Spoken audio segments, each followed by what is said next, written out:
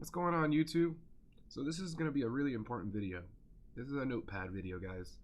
I'm going to share my personal strategy using the Fibonacci that I've backtested and has shown me profitability in the markets. Okay?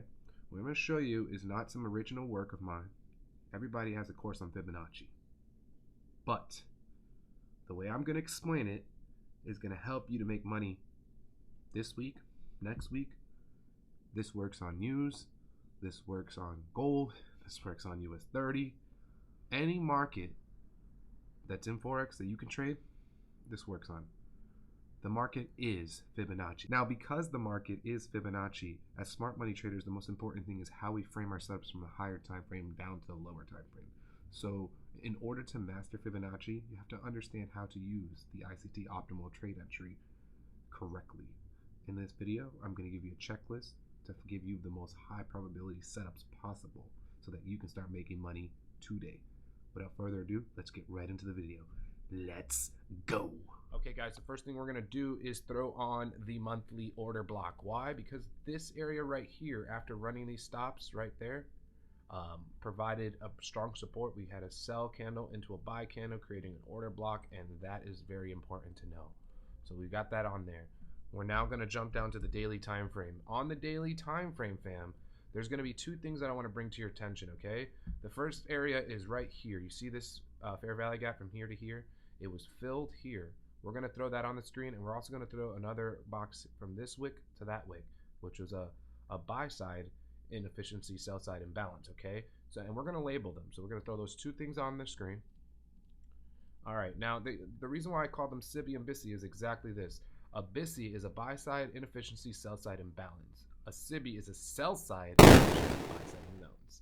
It's very similar to what a fair value gap is, but the difference is we're going to put the consequent encroachment that ICT talks about, which is the 50% of the imbalance. Now, a lot of people are like, well, bro, this was already filled into, so it's invalid. Like, no, man, it's really not, okay? Liquidity, it can be layered, and on top of that, you need to understand that when these gaps are created, it's to fill inefficiencies and to create a resistance or a support. I just blew your mind. No, but really, this is true resistance and true support. All right, and we're going to use hindsight today to help you to understand how to use these tools. So first things first, we put these two things on the screen. We understand that this is the resistance and this is the support. The next thing we want to do is hop down to the 1 hour time frame. Okay, here we are on the 1 hour time frame. We're going to throw the period separators on there. All right, this is this week's price action. As you can see, USD CAD has been going up the whole week. We get to Thursday, we hit a peak. We normally expect on Thursday for some sort of reversal potential or retracement of the week. Well, it didn't happen. Now, because it was non-farm payroll on Friday, NFP week, you have to understand that the news forecast was 700,000 jobs were going to be created. Now, that's a pretty big amount of jobs to say as a forecast. And as you saw when the Forex Factory released the news, it was about 500K. So that's negative news technically because it was not what was forecasted. So when it's a negative news, and this is a USD against the Canadian dollar, you expect it to drop as the Dixie would be doing. Okay, the Dixie is the dollar index, and that's kind of a confluence or a cheat sheet when you're trading any USD XXX pairs. If you are trading anything XXX against the US dollar, like GBP USD, then you would see an actual rally to the upside. Okay, it's not always perfect, but believe me, just knowing that much information is sauce. All right, so now here we go, fam. Let's jump right into how we could have framed the setup for Friday. We're gonna focus on just Friday. Here we go. So what are the things that we need to look for to get into a proper ICTOT? Number one, strong daily bias.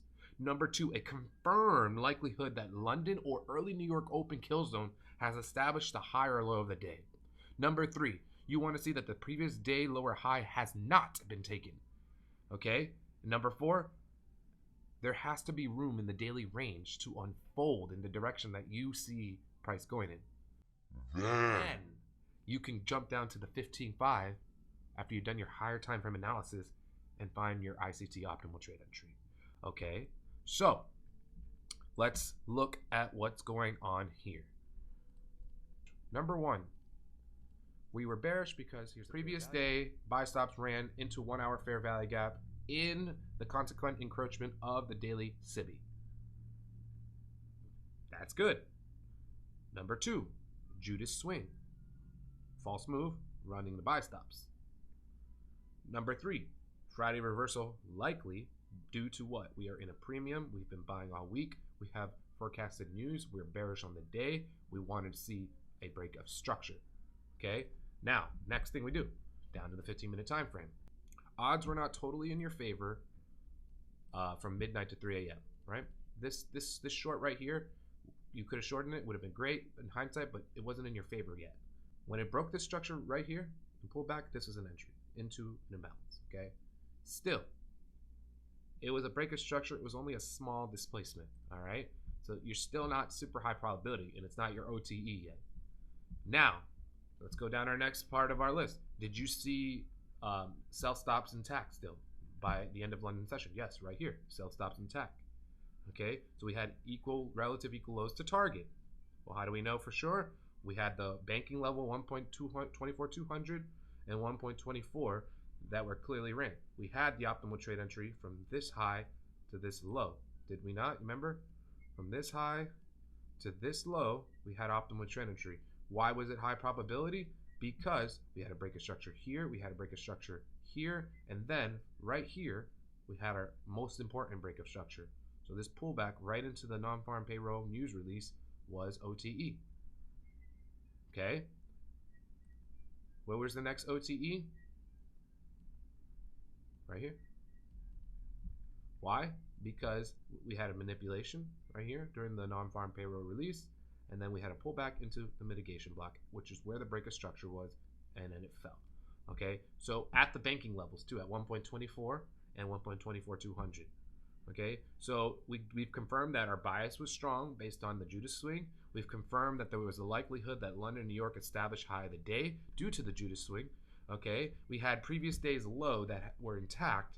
All right, and there was plenty of room for the daily range to expand from this high to the end of London, going into the New York open kill zone, 47 pips. To get to the previous day low would have been 85 pips, no problem.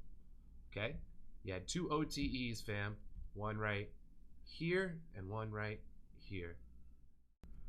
All right, fam, that's it. It's as simple as that. Follow the checklist and you are on your way to profits. Do your due diligence, backtest, write it down in your own words what this checklist is, but make sure that you look back at this video and you follow the instructions, okay? Don't start changing stuff till you master the strategy first, okay? Now, I want to let you guys know, I gave this strategy out for free. There's tons of courses out there, you know, people trying to get you to give them money. I don't want your money, all right? I'm making money in the markets. I don't need your money. What I need from you guys is your support. Drop a like on this video. Give me some feedback in the comment section. Join our free Telegram. I'd love to meet all of you. So if you found value in this video, please like the video. Hit the bell notification. Make sure you're subscribed and getting those updates on all the videos, because I plan to continue to provide free information for you guys. Till next time, I'll catch you later. Let's go.